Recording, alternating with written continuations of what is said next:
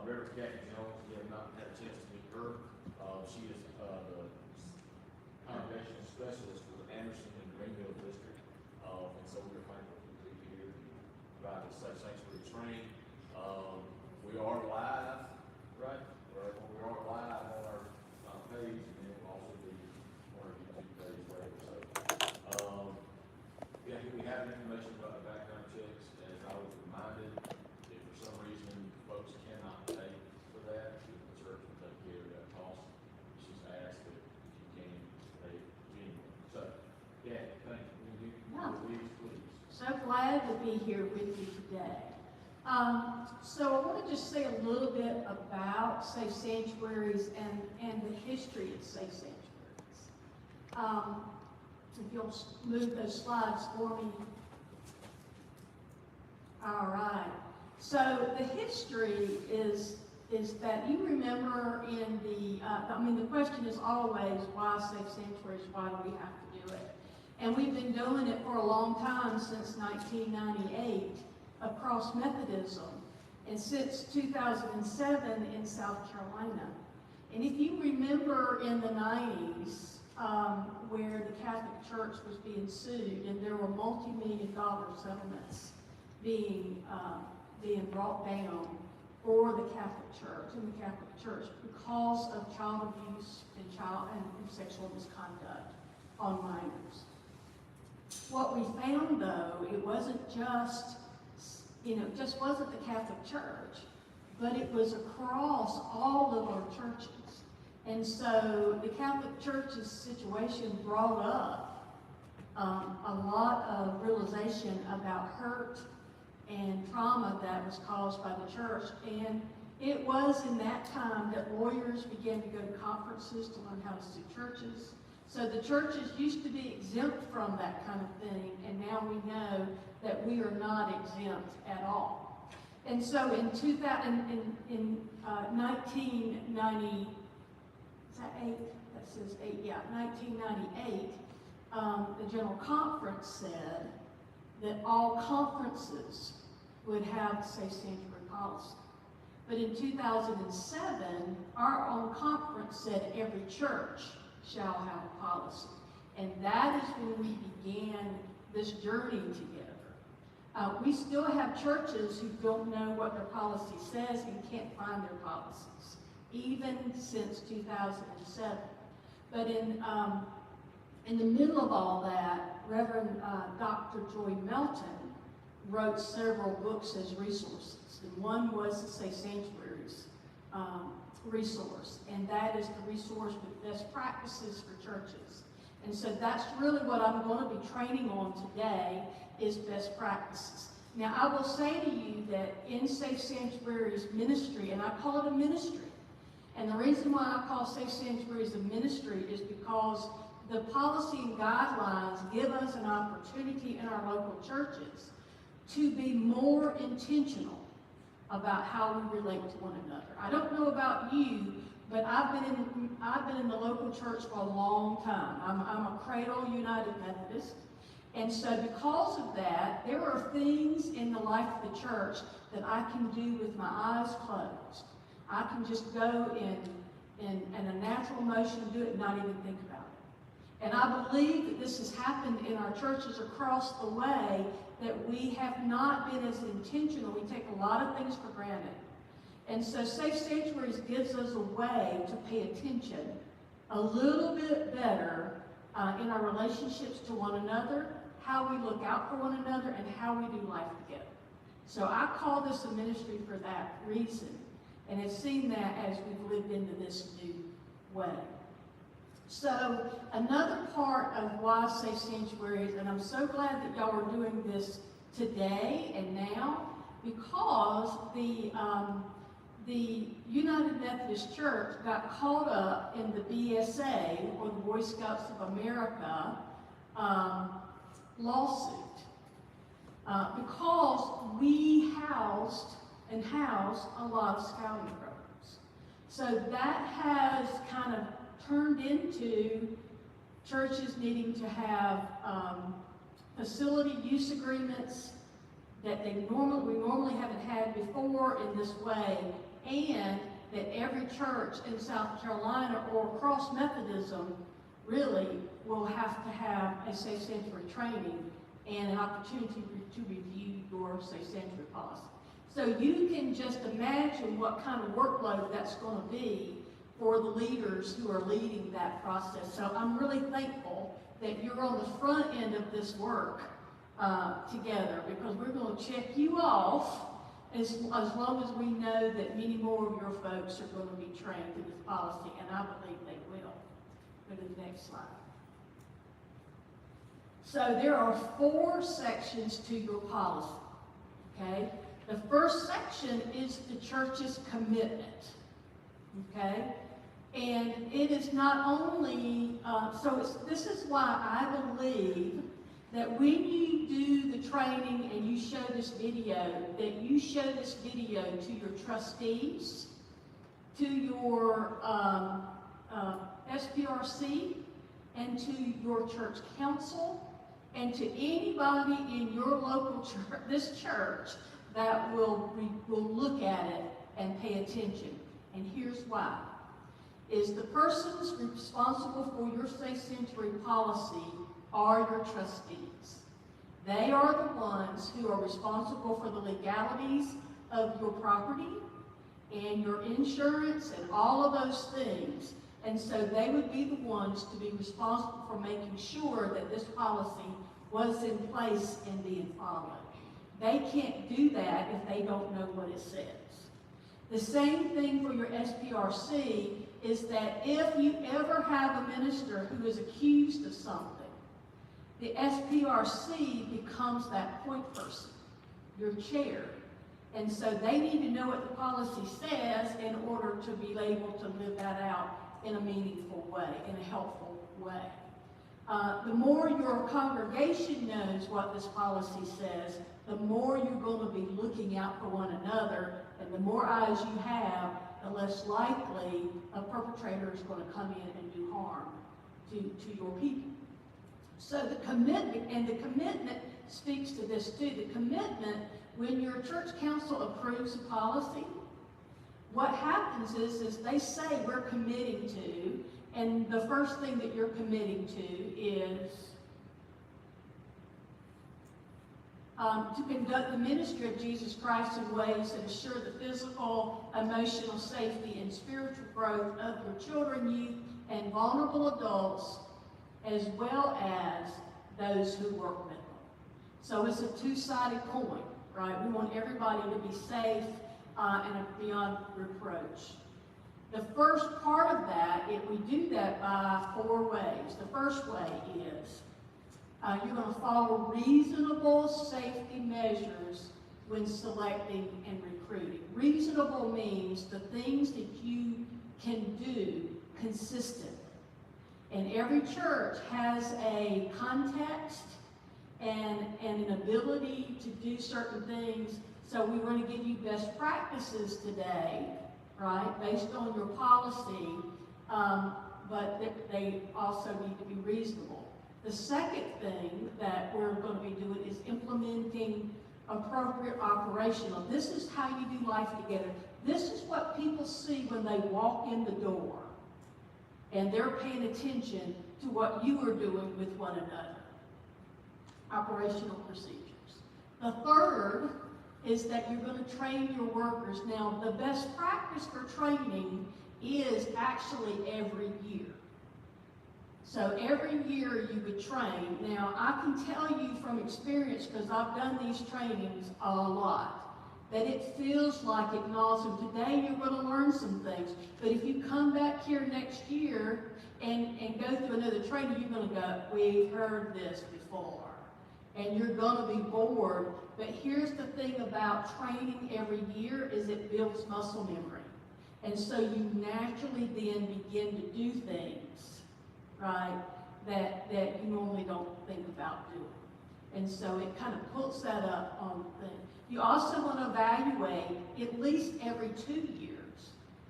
The best practice is to evaluate every year. The reason why you evaluate is that this is a moving target now, is that it's changing all the time.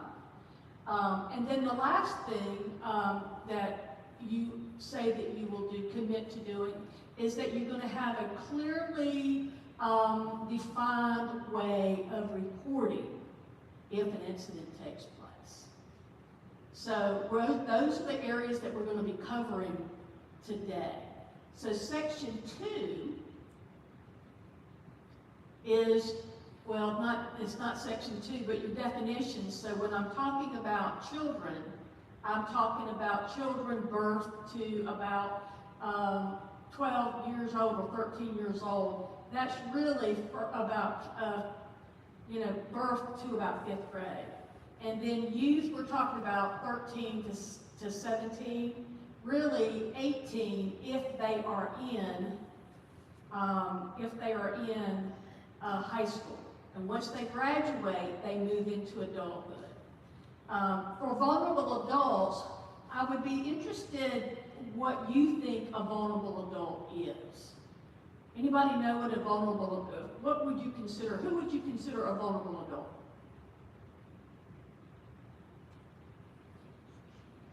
Somebody with special needs. So you may have somebody with Down syndromes who is adult in the life of your church, or somebody who is physically handicapped in a wheelchair, those sorts of things. So you've got, or even autism, right?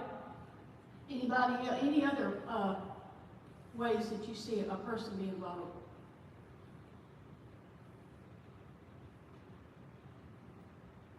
It could be a midlife crisis. It could be an addiction. It could be a person who is elderly, who has dementia.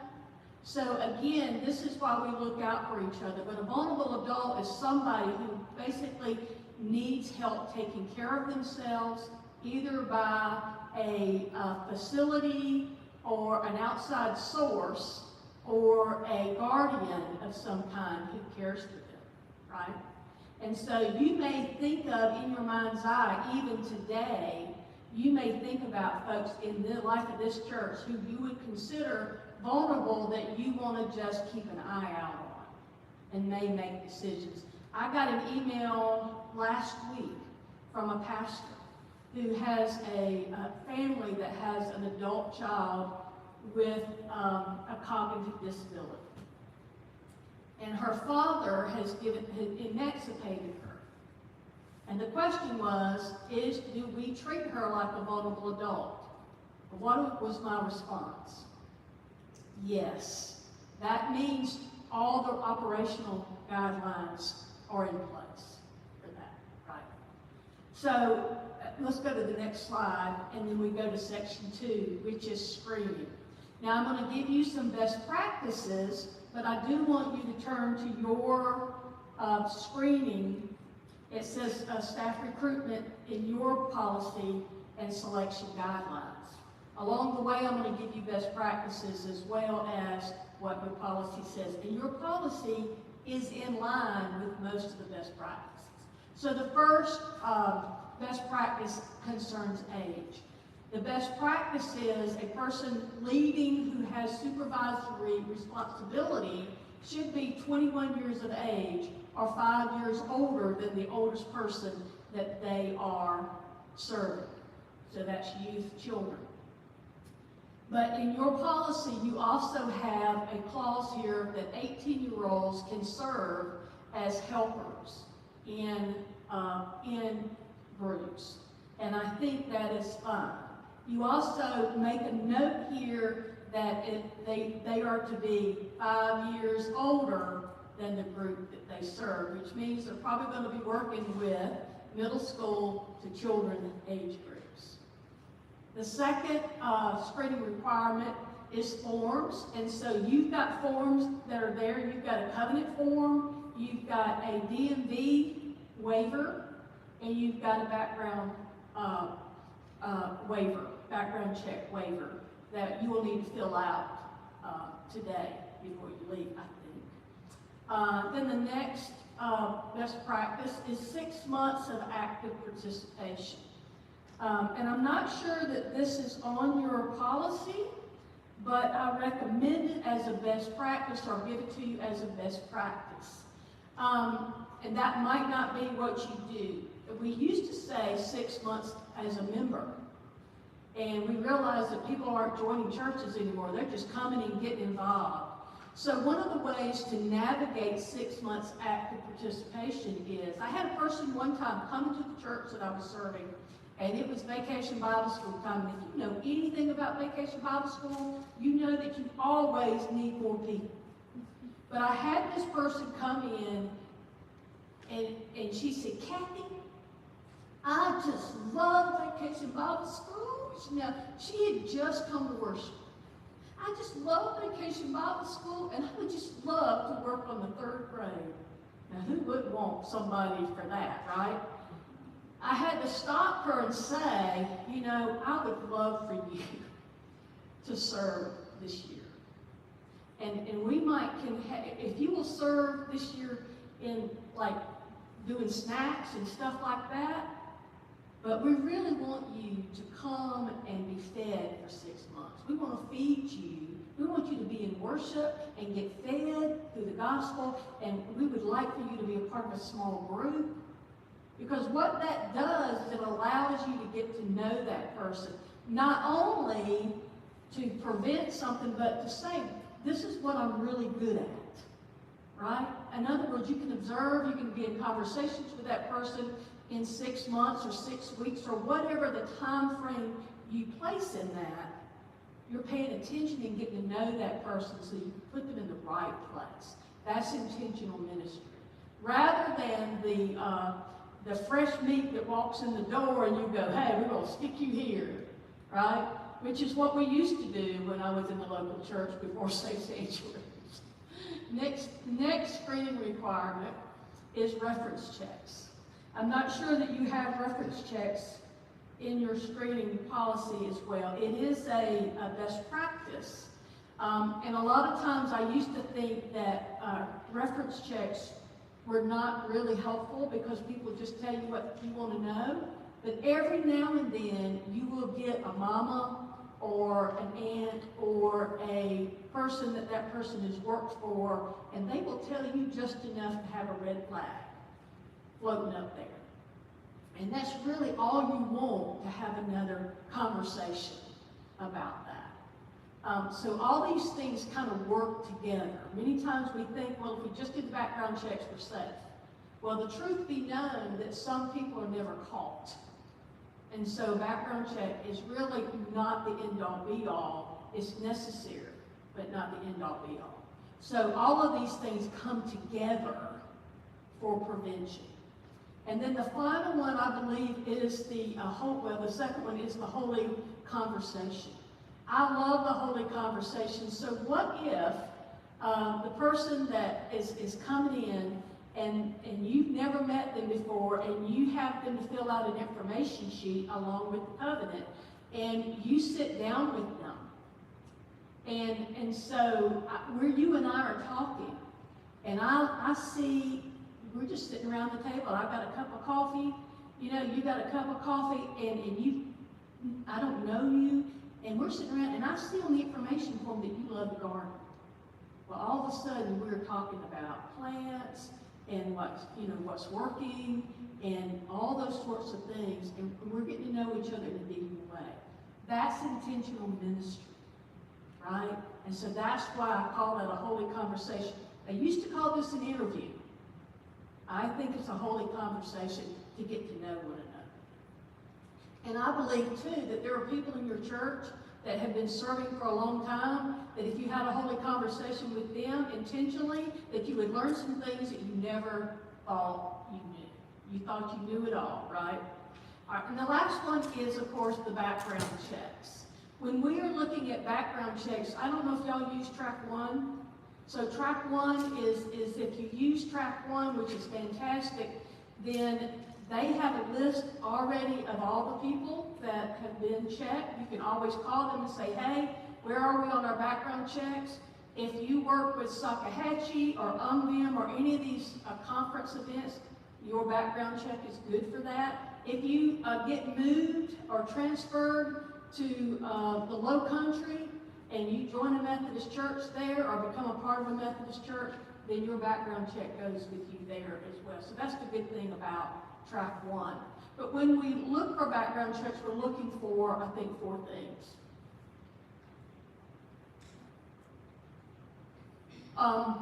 Go ahead and skip that one. So, I've got to talk about, I wish I had my stuff in front of me here. Go back to the last slide. We'll go ahead and talk about that one. When you do, we also need to do drivers if your drivers are driving. They do a background check, so there's 2. There's the broad screen that's up throughout the whole United States that you do, that everybody who serves has it, and then your drivers do the background check through DMV, right? And if they drive, they need proof of car insurance and proof of driver's license, so you need to make sure you have those copies. The second thing is who does the background checks. So I suggest that a best practice is that 1 to 2 people do the background checks, because the confidentiality is so important, because you're working with people's, very sensitive information there, and that material be kept completely. Even if you find something, you don't be walking out going, hey, so-and-so got arrested for, we have a tendency to do that in church. And so 1 to 2 people only should have that, and they should be high up on the trustworthy scale. Now I think we're going to be looking at the background checks and what we're looking at. So felonies, convictions, we're looking for felony convictions. Now in my speak, I say that there is high felonies, murder, theft, those kinds of things, and there are low felonies. Now, my brother, when he was 18 and his buddies decided to go and play a great little game called mailbox baseball. And they hit a couple of home runs before the police stopped them, and they all were arrested, and my daddy's truck was placed on the front page of the Tribune Times. That is a felony, and it will stay on your record unless it's expunged in some way. I do not believe that my brother got that expunged. So he's in his late 50s now, and he's still got that felony on his record. So a lot of little things happen. So when when a report comes back, you have to decide in your world what keeps you safe, right? Another pastor called me one time and said the extreme of a high felony, called me up and had this woman who had been in jail for 10 years. She'd been jailed for 10 years. When they did the background check, it showed up.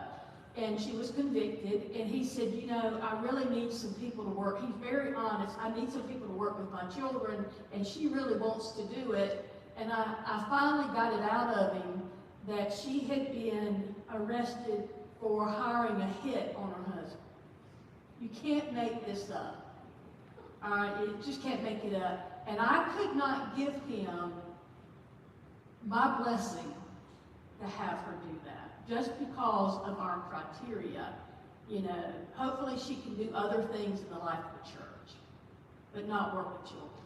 Any kind of abuse whatsoever for children, and any kind of abuse at all for children, or against anybody. You don't want any of that. And then no DUIs for 5 years. And then I recommend that you look at the driving record. If they've got 1 point on their license, or there is reckless driving on there in the last year or so, you might not want them to take your children, in their car. And then you might want to look at financial malfeasance. Embezzlement is up in our local churches, and so you want anybody who's dealing with money, whether it be paid staff, whether it be directors, coordinators, whether it be your financial people in the life of your church who take care of your money. To run those background checks is not a bad idea for due diligence, right? Next slide. So that is your screening, right? And all those things go together. If you leave one or two out, that's up to you. But they all come together. I want you to think about somebody coming into the church who looks like you and I do, and they want to serve. What we know statistically is that people who abuse are normally they are normally people who are trusted. So they're people who are known. So oftentimes in churches we say we're a family church, everybody knows everybody, we're a small community, all those things, but the reality is statistically, and it's like 70-something% of abuse that is perpetrated by somebody who is known and trusted. So when you see the news that a youth person is being arrested and brought up on charges for sexual abuse of a minor, which we see that quite a bit, or we see, a pastor, or we see somebody's uncle, we see this in the news all the time. So that is why you want to look at all of the, consider all of the screening that goes together, and don't just depend on that background check. But the next line of defense, if you're thinking about somebody who is intending harm, your operational guidelines, and those guidelines need to be lived out consistently. In other words, it needs to be the way that we do life together, right? It needs to begin to be second nature, how we look out for one another. So the first guideline is no one-on-one isolated interactions. Be aware of where your body is in relationship to another person. Jason and I are good friends. I love this young man right here like he's my brother. And but when I come up to him, normally I'm sticking out my hand, aren't I? Or I'm coming in and doing a side hug. And it's natural to you is a breathing too. We make sure that we are in a public place. When you're doing youth ministry and you've got the young person who needs to talk so desperately, our first instinct is to go and shut the doors and get into a quiet place. But really what we ought to do is to tell somebody that we're going to have that conversation, and then make sure a door is open so we can be seen in the conversation. Does that make sense? So again, that's just having awareness. Consistency. So when somebody comes in to do harm and intending to do harm, they're going to be watching what you do. I mean, they may be around for a while, but they're going to be watching what you do. And if it's somebody who has been in your church for a long time, they know what you do. They know where the loopholes are. So consistency is really important. The other thing is if there's ever an event that takes place, God forbid that happen. But if it does, your pastor or your trustees are going to call the insurance company. Your insurance company is going to know you have a policy, and they're going to ask you, did you follow it? That's the first thing they're going to ask you. Next slide. So this is the way that we do life together. The way we look at it matters. Your policy on the 2 non-related adult rule applies to activities and classroom. So we will have 2 non-related adults present at all times, or as much as possible is key word, as much as possible, because let's just be real, people don't show up, right? And it's hard to get people to come in. But when that's not possible, we will have the doors open or visibility for all, and we will have intentional runners or rovers walking up and down the hallway. Now this to me is an opportunity for a twofer. Tell me your name again. Aaron? And Cheek, I know Cheek. Susan. Susan and Aaron, y'all have decided that you're going to teach 4th grade Sunday school. Y'all agreed to do that, right? But on Saturday, there's a big game.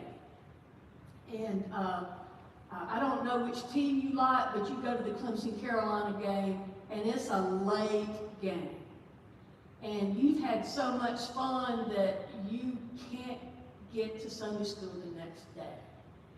Now, you call Karen, you wake up enough to call Aaron and let Aaron know, I can't make it. Aaron's thinking some bad thoughts about you because now she's going to have to go to that Sunday school class and teach it by herself. So she gets up, she goes, but what's your name, sir? Lee? So Lee is part of all of you that is walking down the hall during Sunday school. Y'all got a great layout in the life of this church for this. So you're walking to Sunday school and you've already got the practice of looking in these rooms as you walk down. The church knows about how to do that and how to look and robe, and so you're looking and you see Aaron there and you happen to be screened, and so you go to Aaron and say, are you by yourself? Do you need help today? And of course, what do you say, Aaron? Yes, sir, I sure do. Now, the kids still have a twofer, right? They've got you loving on them and helping with crowd control, and you are free to teach. Now, my question, Aaron, how would that make you feel if somebody was looking out for you in that way? Make you feel safer, right? Can you imagine how we do that for one another? For me, that's ministry, right? And the good news is you're no longer thinking bad thoughts about Susan, right? That you're giving her the day off and you're not worried about it anymore. And now we've got ministry happening. That's the beauty for me of the two-person rule, right? And we do it as much as we can, and we do the best we can with it, but for the most part, we're still looking out for one another and making sure we're looking in classrooms. Next, the next one is the open door policy, and I changed your policy up a little bit in wording because of time. We put legal, who can go in these rooms anytime unannounced. And so that is the legal guardian, that is your pastor, any staff related to the age group, or coordinators. If you have a Sunday school superintendent, they would be allowed to be in the room unannounced. The reason why we use legal guardian, because in our churches we have had cases where couples have been going through a divorce, and one of the parents will get custody. And so the other parent will come to the church seeking time when it's not legal for them to do so. Or they will come to the church and try to check them out of that nursery and take them away. So these things have actually happened in our churches today. The second reason why we use legal guardians is that we've got more and more grandparents raising their grandchildren, and they're bringing them to church. So just to be clear about who that is, so that's the reason for the change. The next way that we do life together is the check-in and check-out process. Now, the best practice is 0 to 18. Can you imagine that churches aren't being very successful in trying to check in youth? Or older children? So we really recommend that 0 to 5, right? Or 0 to 3, that you have a check-in and check-out process. And that's as simple as a clipboard and a form sheet that lets you get to know that parent a little bit and get to know that child a little bit, and then it becomes a twofer, right? Because you're engaging in the person who is handing over their child to you. The next way that we do life together is outside access. I took off pager. Anybody here got a pager? Nobody, no pagers? No, I took that out of your policy. Cell phones, most people have cell phones, and that's as simple as having the ability to call out if there is an emergency or a need in your classroom, or if you're on a trip, that sort of thing, to have that kind of access. The next one is doors and windows. Do y'all have doors in your windows? Yes. So that's what I mean by Lee walking up and down the hall and just beginning to practice looking in the rooms as you walk up and down the hallway. Can you imagine that a predator coming in seeking to do harm, and they see Lee, and then they see Aaron, and then they see Susan, and they see the pastor doing it too, and everybody's just walking down the hall, and they're not, gawking. They're just simply looking in the classrooms, so that there's not an opportunity for harm to be done. The next is trips away from the church. So these are activities off campus, and there are some basics that I want to share with you about that. The number one thing that I want you to remember is no youth drive to and from events. We understand and have learned that if a young person, even if they have permission from their parents, drives to your property and then drives to a youth event and has an accident, they could choose to sue the church, even if the parent gave them permission. Okay? So there's liability there when something is considered a youth event. Okay? The best rule of thumb is to go for the twofer. The twofer is that community is built on the bus from A to B. When we isolate youth out and you have one or two going separately, now sometimes with ball games and stuff, that's a necessity, right?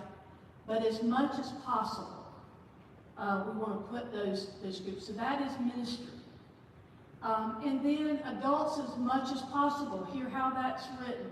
As much as possible, do not drive with youth alone. If you have to drive with the youth alone, there's always, do we have a youth minister in here?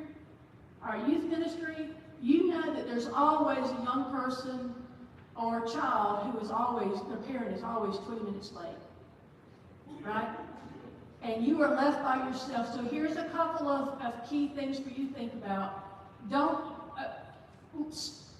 Leaders stay behind, at least stay behind in two. We don't want Lee to say, go on, y'all go on, I'll lock up. One person stay with Lee so that he's not by himself. But if you ever are by yourself, get outside, right? And then if it just boils down to it that you're going to have to take them home, then you want to put them in the back seat if you possibly can. If you've got a 4x4, then that's going to be hard to do. But you want to put them in the back seat if you can. And then you want to call somebody, and whether it's a wife or another member of the church, and say, hey, I'm going to take so-and-so home. It's going to be about 30 minutes, and once you drop them off, you make that call again. The other way to do that is to turn on your recorder. We had a minister not too long ago, a couple of years ago, who were helping a young man who needed to go to a treatment center. And he was a young adult. And this minister didn't think anything out. His heart was pure. He wanted to help this family. So he said, I'll take the young man to the treatment center. He did that by himself. The next day, he was accused of sexual misconduct in the car. His only saving grace was that he had turned on his recorder on his phone.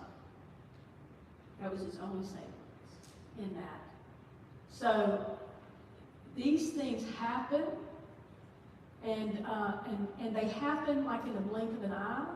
So to be aware of where your body is in relationship to another person, and to be mindful, even when you know somebody, even when you know their mom and daddy, to be mindful, I think is the best word for that.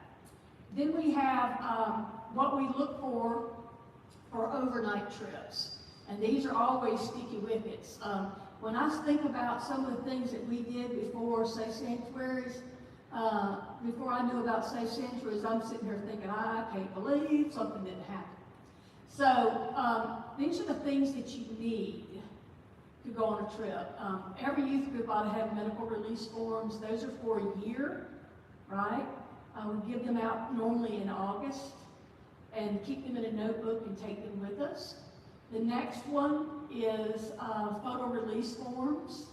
We'll talk a little bit more about that when we talk about social media. The next one is parent meetings. I suggest, this is just Kathy's commentary here, but I think it's always good to do parent meetings and keep parents in the loop as much as you can. That way, if you have to call mom and daddy, they know why you're calling them to pick up their child.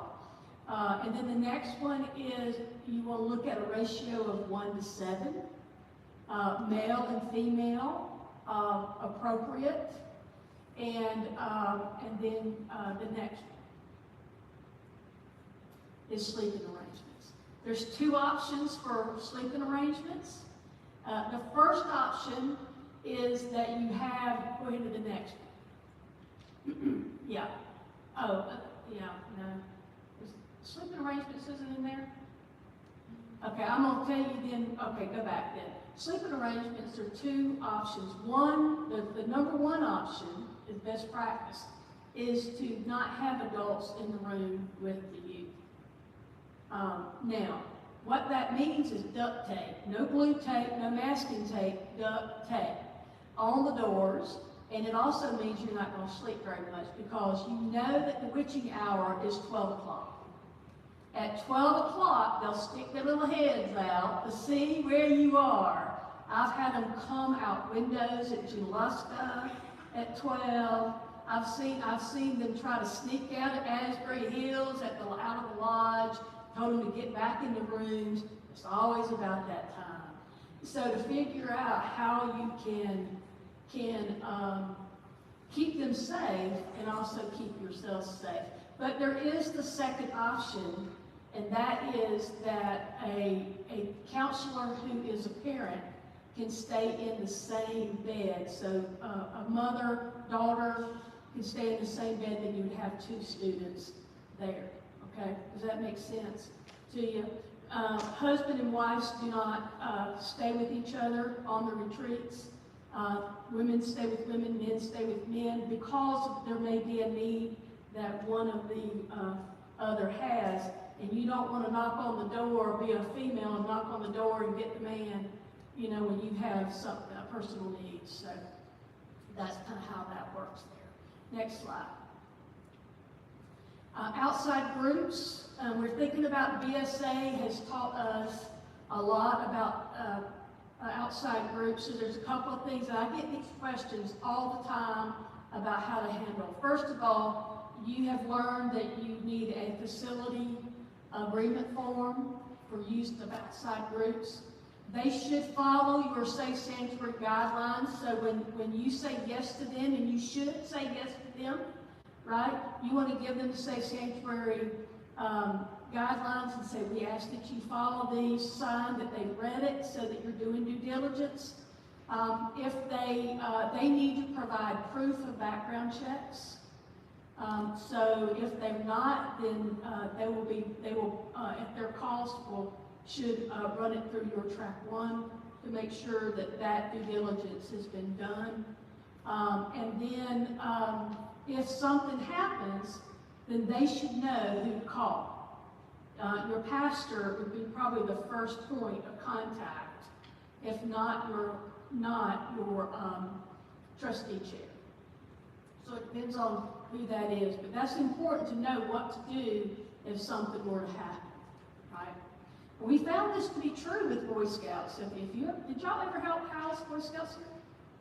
Well, I was in a church that did, and they were like ants all over the place.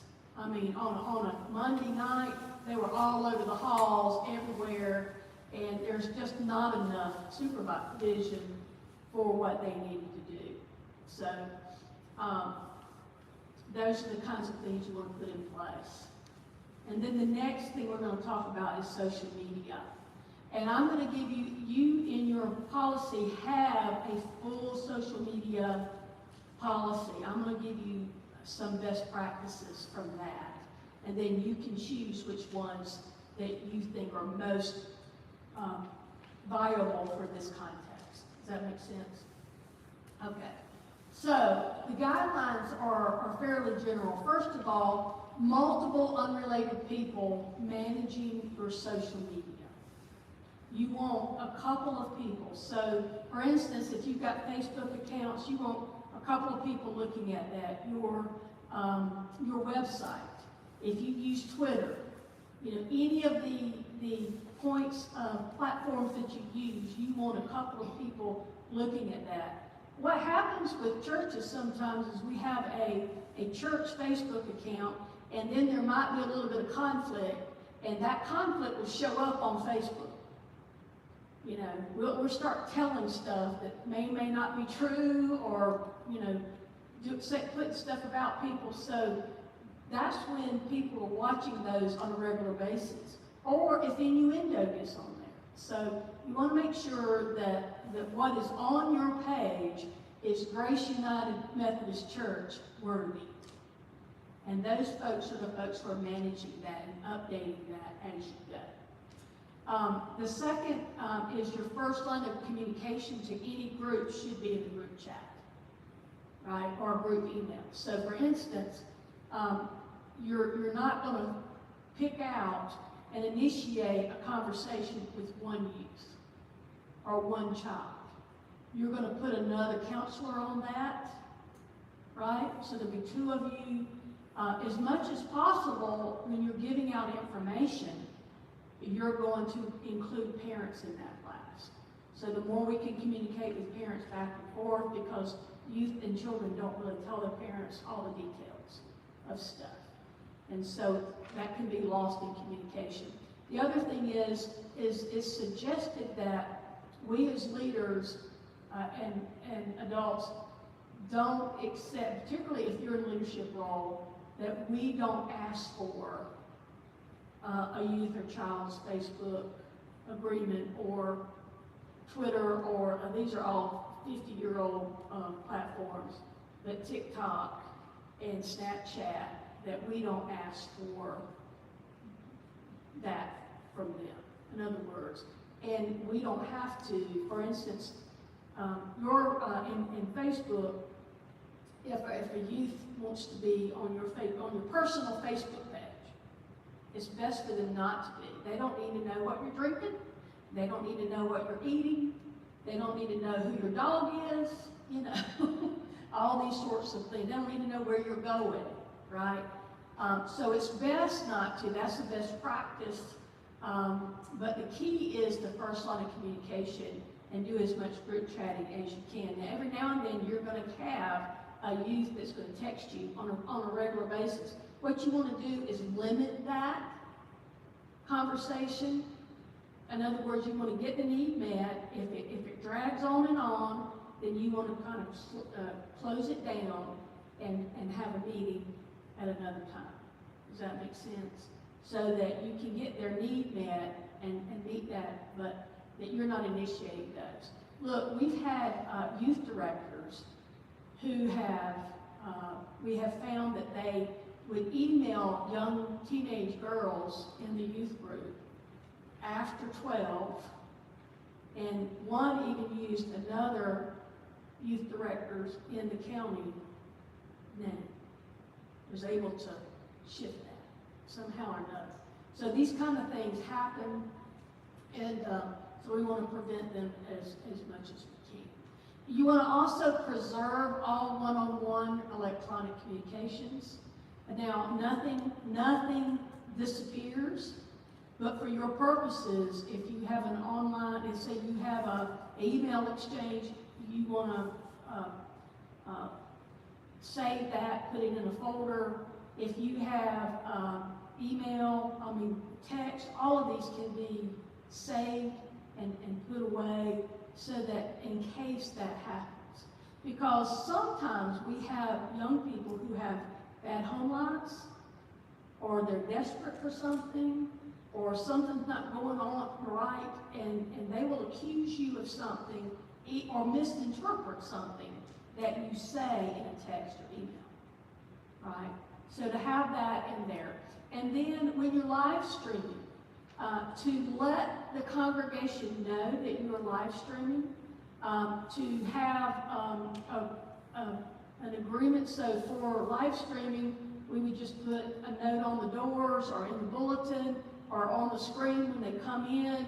You know, we're live streaming so that they will know to sit more toward the back so they're not seen up in the front from the live stream, so that, because there are a lot of parents who do not want their children videotaped today.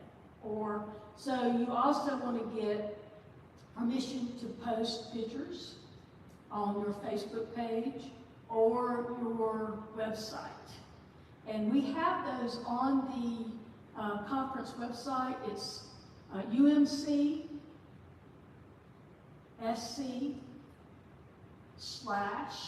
.org, sorry, UMCSC.org/safe sanctuaries.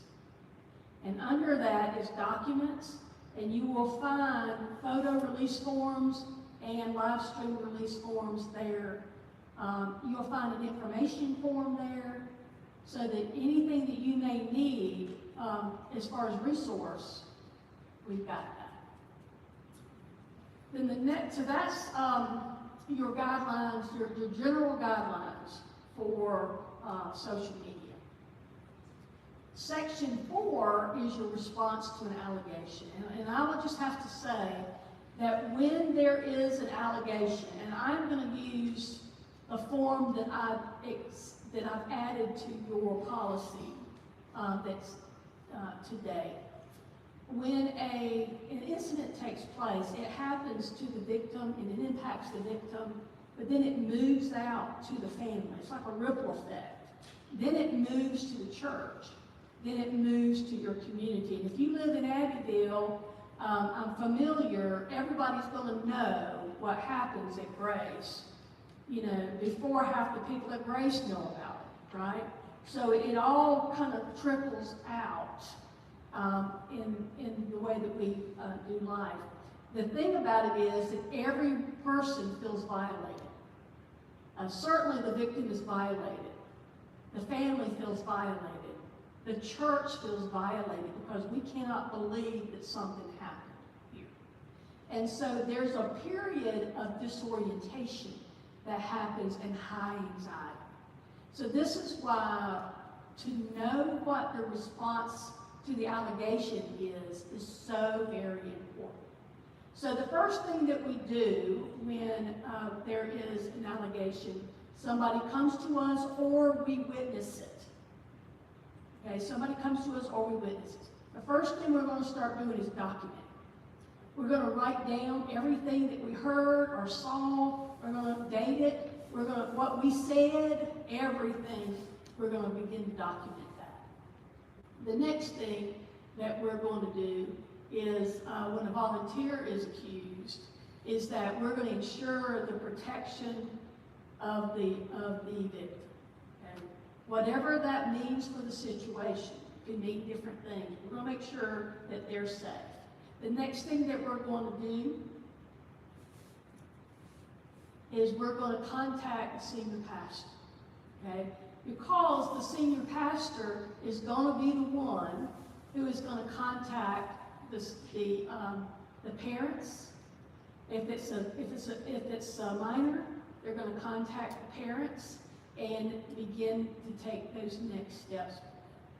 Once the pastor knows, your pastor is a mandatory reporter, so once your pastor knows that he or she has to report. So they're going to notify the authorities, and all of this is going to be kind of done at the same time. Okay? Going to notify the authorities. The next thing they're going to do is remove the person who's been accused while it's being investigated. And I want to be clear that when somebody is accused, we're not determining, it's not our job to determine guilt as the church or the community. You know, it is our responsibility to have it investigated and to cooperate with the investigation to the best of our ability.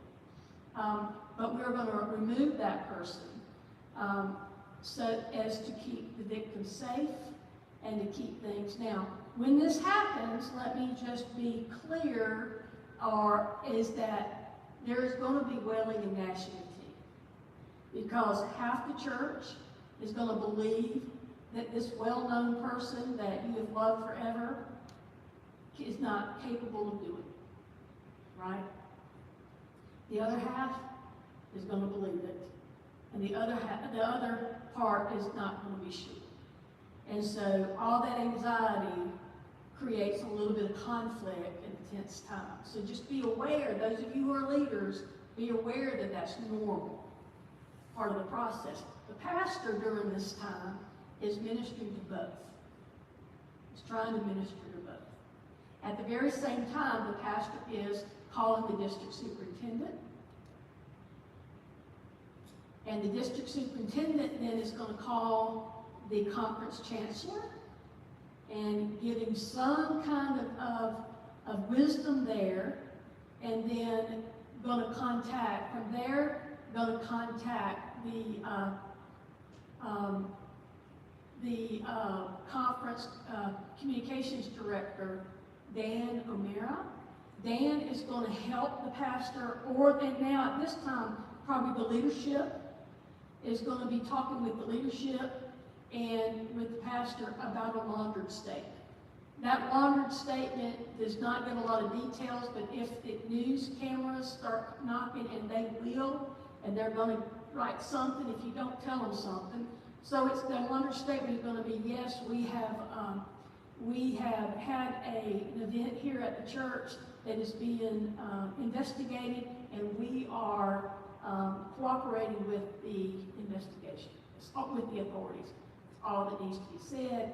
Then also a same, similar with probably a little bit more detail will be given to the congregation with the caveat of not talking to the media. Because if there is a big event, the media will be showing up at your church and by your door and trying to get anybody they can to have that conversation. Every church ought to have the person that they know they're going to call, the lawyer that they know they're going to call if there is an event that takes place. Who is the lawyer you're going to call to represent you? Because the conference chancellor will not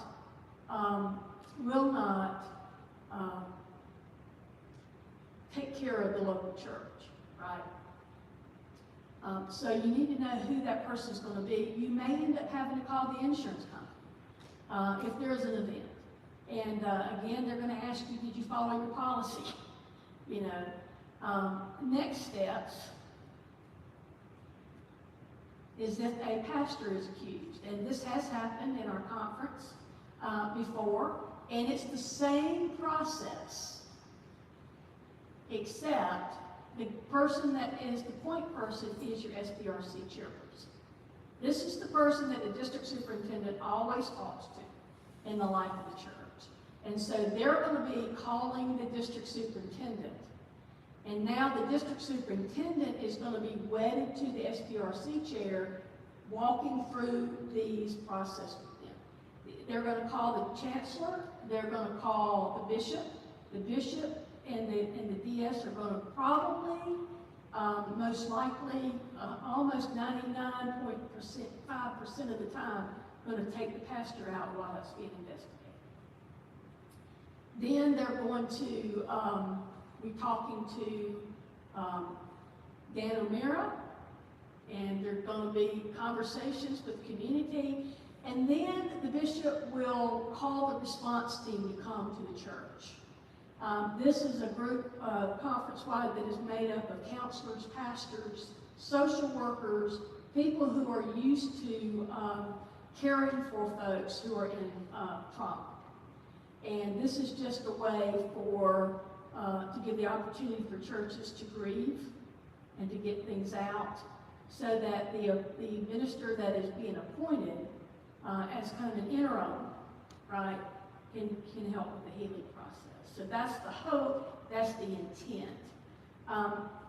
What we know is, and I can tell you from experience, that I've served before Safe Sanctuaries and after Safe Sanctuaries. And I've been a part of events that have taken place before Safe Sanctuaries, where the district superintendent didn't know what to do. The church certainly didn't know what to do, and you had all that hurt and grief and pain, and didn't know what to do with that. And I can tell you with certainty that the churches that have gone through that are still hurting today. It has shaped their DNA, changed their DNA. So what we want with response is we want a redeemable outcome. We want a healthier outcome and a way to breathe the reality of what has happened in this place so that we can go on forward together in a more meaningful way. So that we can offer redemption for the accused and care for the accused, but proper response to. Because what we in churches don't believe is, first of all, that person could have done it, or we're the church, we won't be a part of their demise.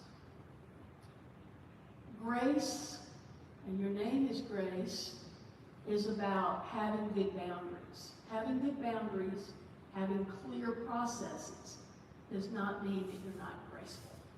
It is an act of grace to have boundary and a way to navigate, and to have consequences to behavior that is hurtful to the body, right? So, so this helps us have that redeemable outcome. Are there any questions that you've had? I've thrown a lot at you.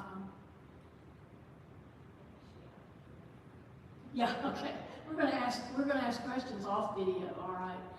One of the things that I would say to you is this is a living document, and so therefore when we evaluate it, we ought to evaluate it every year to every 2 years.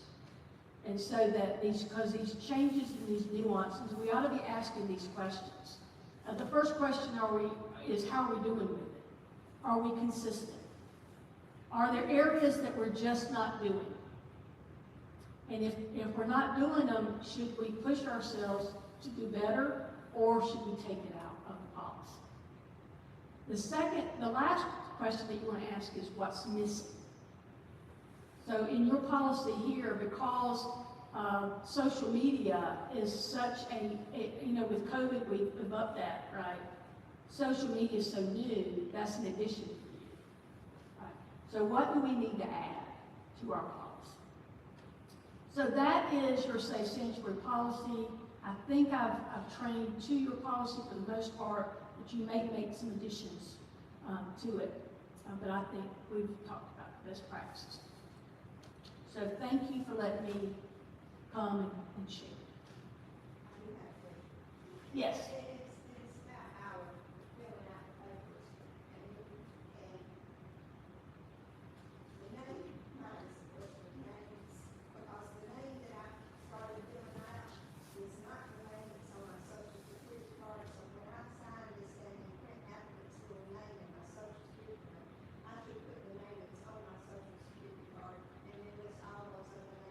Yes, ma'am. Yes, ma'am. Yes, ma'am.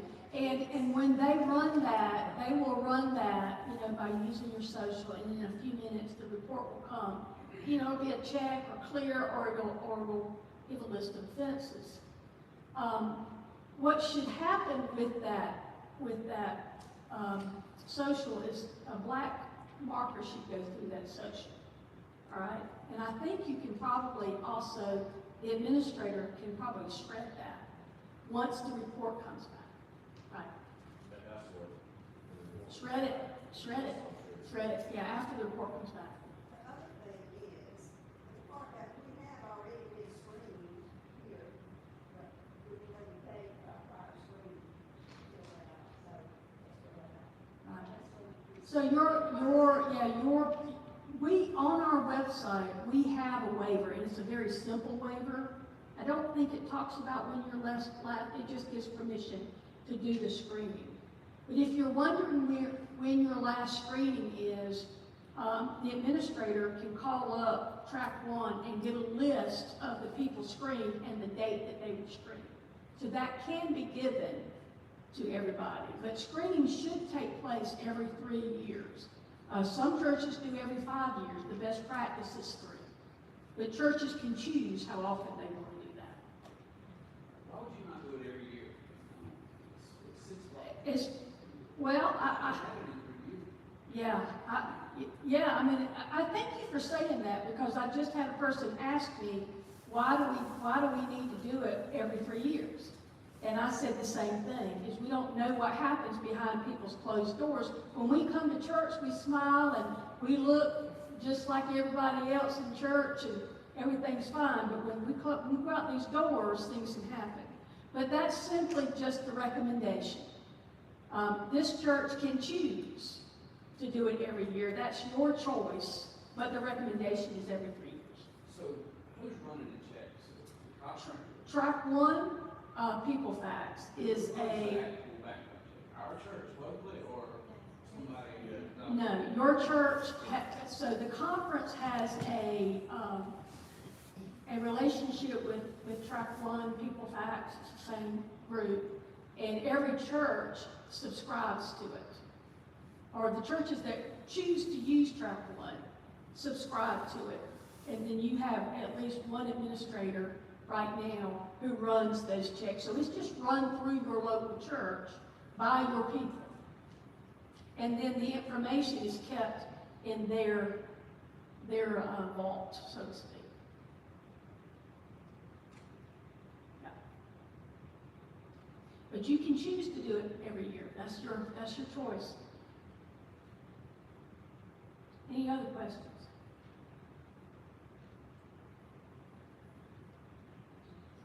Yeah. All right. Well, can I pray for you? Okay. If you are not filling out the part for a rider, then the fee that you pay is.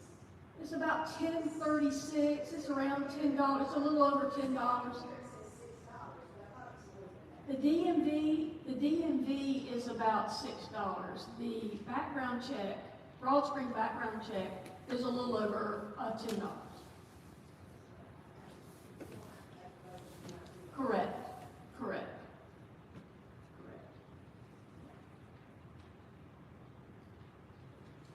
Yeah, and I would just encourage you, especially those of you in leadership, youth and children and staff, to pay attention. Look on the website, umcsc.org/safe sanctuaries, because there is a lot of resources there, from policy to waivers to there's a bullying policy on there that some insurance companies are requiring now.